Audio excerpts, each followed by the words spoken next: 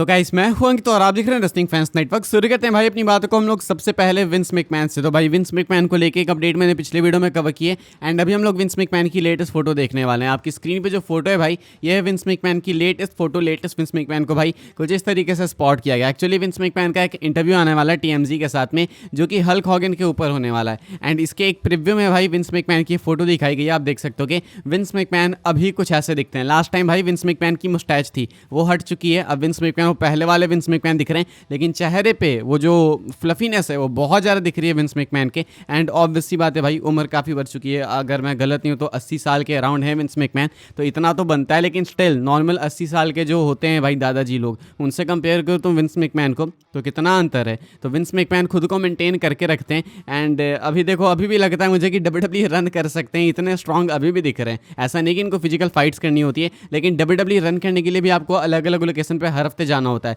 तो ये Vince McMahon still कर सकते हैं। मतलब हाईवे पे अगर कोई अपनी बेंटली रन कर सकता है भाई ओवर स्पीड तो डब्ल्यूडब्ल्यूई के लिए तो कर ही सकता है इतना। विंस मैकमैन की ये है भाई लेटेस्ट फोटो जो कि निकल के सामने आई है। हमने ब्रॉक लेसनर की लेटेस्ट फोटो देखते देखते लेसनर की वापसी भी देख ली। विंस मैकमैन की लेटेस्ट फोटो देखते देखते कहीं विंस की वापसी दिख जाएगी क्या। आगे बढ़ते हैं गाइस, हम लोग बात करते हैं अगली स्टोरी के बारे में जो कि है भाई रेसलमेनिया सऊदी को लेके। कल भी हमने रेसलमेनिया सऊदी को लेके एक अपडेट कवर की है एंड उससे पहले भी हमने कवर की कि डब्ल्यूडब्ल्यूई वाले शायद एक साल में 2 रेसलमेनियास कर सकते हैं। एक अपना नॉर्मल वाला रेसलमेनिया नॉर्मल टाइम पे एंड एक सऊदी से कर सकते हैं रेसलमेनिया सऊदी स्पेशल। एंड अभी सऊदी वालों ने टीज भी किया है, वो कल हमने कवर किया। आप कल की वीडियो जाके देखना आपको आइडिया लग जाएगा। अभी एक्चुअली में मेल्टजर क्या बोलते हैं भाई इस चीज़ को लेके, कितनी पॉसिबिलिटी एंड क्या कुछ इसको लेके अपडेट वो मैं आपको बता देता हूँ। ये आप देख सकते हो कि भाई अपनी स्क्रीन के ऊपर ये अपडेट निकल के सामने आई है मेल्टजर की। यहाँ पे कहा जा रहा है कि there is reportedly talk of having 2 WrestleManias in 1 year with 1 taking place in Saudi Arabia. Those in Saudi Arabia reportedly believe that WrestleMania will take place in the country in 2027 and they're pushing for The Rock to headline the show।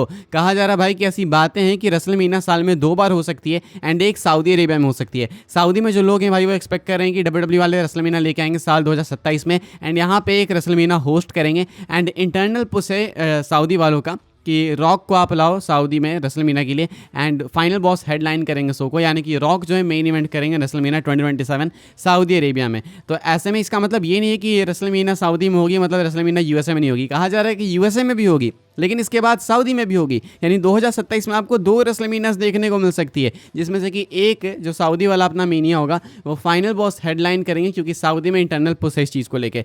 तो लगता है हमें Roman Reigns rock का match सीधा Saudi वाले WrestleMania में ही देखने को मिलेगा। सऊदी का सिंपल कहना है कि अच्छा आप रेसलमेनिया नहीं ला सकते पूरा तो एक काम करो हमें एक दूसरा रेसलमेनिया दे दो। मतलब है वो रेसलमेनिया ही लेकिन साल में 2 बार है। अब यार ये क्या है मतलब चीज़ मुझे नहीं पसंद है कि रेसलमेनिया को ज़्यादा आप यूज टू कर दो कि लोग भाई बोर ही हो जाए। मतलब ऑलरेडी डब्ल्यूडब्ल्यूई वाले भाई समरस्लैम को 2 नाइट इवेंट बना चुके हैं, स्टेडियम शोज बहुत सारे करते हैं। तो रेसलमेनिया की जो खासियत थी कि एक स्पेशल स्टेज 2 नाइट रेसलमेनिया या फिर तुम बोल लो स्टेडियम वाले शोज, तो वो चीज़ अब हर इवेंट के साथ करोगे तो रेसलमेनिया में वो स्पेशल वाली फील नहीं आएगी क्योंकि समरस्लैम इस साल का स्पेशली भाई रेसलमेनिया से बहुत ज़्यादा बेटर था। तो क्या रेसलमेनिया की वो सेम इज्जत रहेगी अभी से 5 साल बाद, ये एक क्वेश्चन है। एंड क्या डब्ल्यूडब्ल्यूई वाले चाहते हैं कि रेसलमेनिया की वो इज्जत मेंटेन रहे भी या फिर नहीं, वो भी एक क्वेश्चन है क्योंकि यहाँ पे भी सिक्के के 2 पहलू है। एक तरफ आप सिर्फ इज्जत देखो रेसलमेनिया की एंड एक तरफ आप सारे इवेंट्स रेसलमेनिया की तरह बना दो कि आपको सारे इवेंट्स में रेसलमेनिया की तरह ही प्रॉफिट मिले। तो ऐसे में डब्ल्यूडब्ल्यूई वाले दूसरे ऑप्शन के साथ जाना चाहेंगे मुझे लगता है। फिलहाल ये कुछ है भाई रेसलमेनिया सऊदी को लेके पॉसिबल अपडेट। फाइनल बॉस शायद आपको हेडलाइन करते हुए देखने को मिलेंगे साल 2027 में सऊदी से होने वाले पॉसिबल रेसलमेनिया को। आगे बढ़ते हैं गाइस, हम लोग बात करते हैं अगली स्टोरी के बारे में जो कि डब्ल्यूडब्ल्यूई अनरियल 2 को लेके। ये तो कंफर्म हो गया भाई, पीडब्ल्यू साइडर ने कंफर्म किया कि डब्ल्यूडब्ल्यूई अनरियल 2 पे जो काम है वो ऑलरेडी चालू हो चुका है एंड ये आपको 2026 में देखने को मिलेगा। अब मेल्टजर भाई इसके ऊपर क्या कहते हैं वो मैं आपको बता दूं। मेल्टजर कहते हैं the wrestling observer confirms that WWE Unreal is scheduled to be released in 2026 and footage was being filmed at SummerSlam. So Brock Lesnar's return is expected to be released। कहना है मेल्टजर का कि definitely आपको साल 2026 में WWE Unreal 2 देखने को मिलेगा, दूसरा सीजन देखने को मिलेगा एंड SummerSlam में इसके लिए फिल्मिंग भी हो रही थी, यानी कि ब्रॉक लेसनर के रिटर्न को भी फिल्म किया गया होगा, यानी कि भाई हमें लेसनर का भी एक अलग एपिसोड देखने को मिलेगा। सीजन 2 ज़्यादा इंटरेस्टिंग नहीं दिख रहा ऑलरेडी सीजन 1 से एंड अभी तो बस फिल्मिंग चालू हुई है। सीजन 2 में डेफिनेटली सेथ वाली चीज़ कवर करेंगे कि आखिर कैसे स्वर्व किया गया सेथ को, मतलब सेथ कैसे आए भाई फेक इंजरी करके। उसके बाद लेसनर वाली चीज़ सोच रहे हो तुम कितनी मैसिव होगी, क्या कुछ हमें दिखाया जाएगा कि मीटिंग रूम में क्या हुआ, लेसनर को लाने का डिसीजन कैसे लिया गया, इंटरनेट आउटरीच के बारे में क्या कुछ इन्होंने बात किया,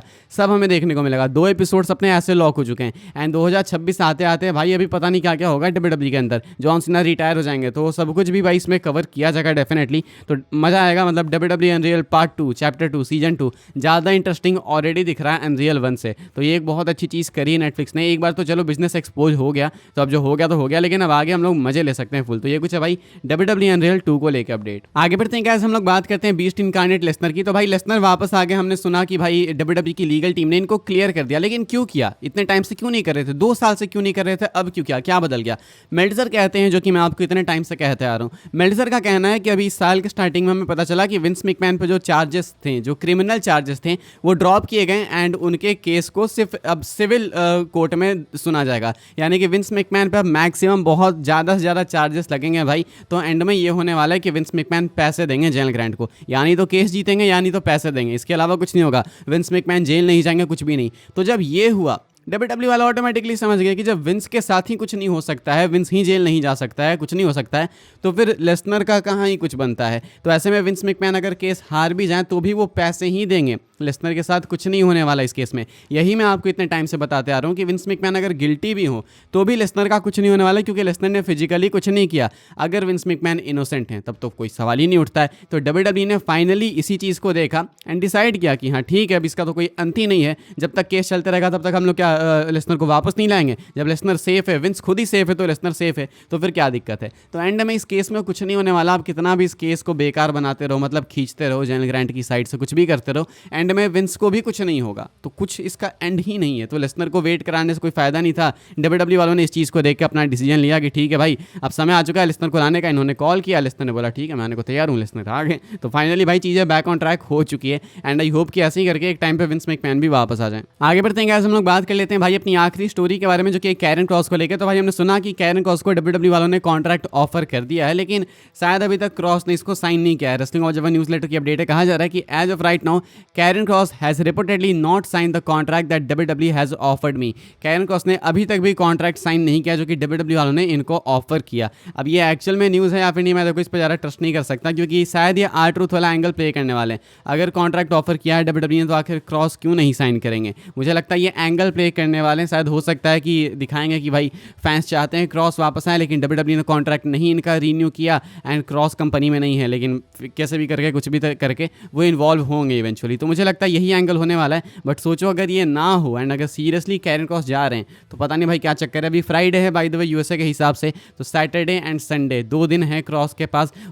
उसके बाद इनका जो कॉन्ट्रैक्ट है भाई वो एक्सपायर हो जाएगा। लेकिन क्वेश्चन है कि एक्सपायर होगा या फिर नहीं, रिसाइन किया इन्होंने या फिर नहीं, वो हमें पता कैसे लगेगा? क्या वो न्यूज़ लीक होगी या फिर WWE वाले एंगल प्ले कर देंगे? देखते हैं भाई। फिलहाल ये कुछ है क्रॉस को लेकर अपडेट की कॉन्ट्रैक्ट ऑफर हुआ लेकिन इन्होंने साइन नहीं किया है। बट हमें ये नहीं पता कि WWE वाले छुपा रहे हैं या फिर एक्चुअली में साइन नहीं किया है। इस वाली वीडियो के लिए भाई यही सारी अपडेट्स थी एंड आई होप्स आपको इन्फॉर्मेशन मिली हो तो वीडियो को लाइक कीजिएगा, शेयर कीजिएगा, सब्सक्राइब कीजिएगा चैनल को, ताकि आने वाले टाइम के अंदर आपको और भी इसकी WWE की न्यूज़ अपडेट सबसे पहले देखने को जानने को मिलते रहे। फॉलो कर सकते हैं आप लोग मुझे इंस्टाग्राम एंड ट्विटर पर, लिंक आपको मिल जाएगा डिस्क्रिप्शन में। ज्वाइन कर सकते हैं व्हाट्सएप चैनल को, उसकी भी लिंक है डिस्क्रिप्शन में। मिलूंगा मैं आपसे अगली वीडियो में जल्दी ही, तब तक के लिए goodbye, thanks for watching.